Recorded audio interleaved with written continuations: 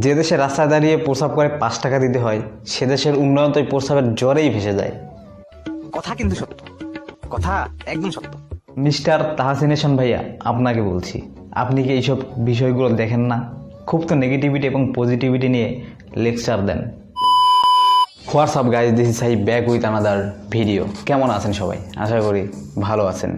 So title এবং thumbnail দেখে অবশ্যই বুঝতে পেরেছেন আজকের ভিডিওতে আমি বালিশ নিয়ে কথা বলবো। ইয়েস, বালিশ। বাট এই বালিশ সেই বালিশ না, এই বালিশ হচ্ছে সেই বালিশ যার একটি বালিশের মূল্য হচ্ছে 6,000 প্লাস সামথিং। কি এই বালিশ? কেমন এই বালিশ?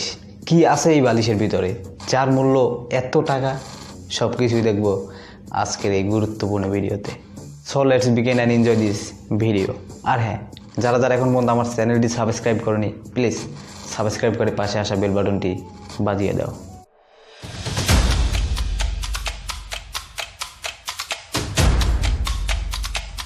দুর্নীতির একটা লিমিট থাকা দরকার। বাংলাদেশে এত পরিমাণে দুর্নীতি বেড়ে যাচ্ছে যেটা ভাষায় প্রকাশ করার মতো না। দুর্নীতির একটা লিমিট থাকা দরকার। বাংলাদেশে এত পরিমাণে দুর্নীতি বেড়ে যাচ্ছে যেটা ভাষায় প্রকাশ করার মতো না। এমন কোনো সেক্টর নাই যে বাংলাদেশের যেখানে কোনো দুর্নীতির অস্তিত্ব খুঁজে পাওয়া যাবে না।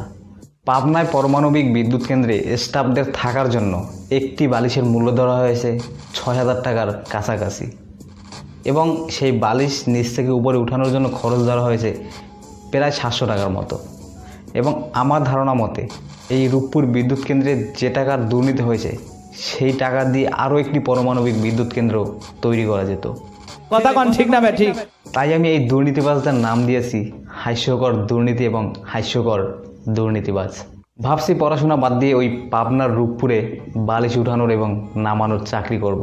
যারা সাধারণ মানুষদের ঠকিয়ে এত বড় বড় দুর্নীতি করে টাকার পাহাড় গড়ছেন, তাদের যেন দৃষ্টান্তমূলক শাস্তি এবং বিচারের আওতায় আনা হয়।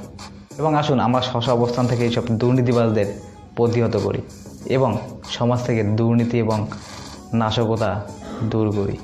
সো আমার দায়িত্ব ছিল লিগ্যাল ইনফরমেশনটা আপনাদের কাছে তুলে ধরার এবং বিচার আপনার বিবেক। এরকম দুর্নীতি আমাদের সমাজে নতুন কিছু নয়।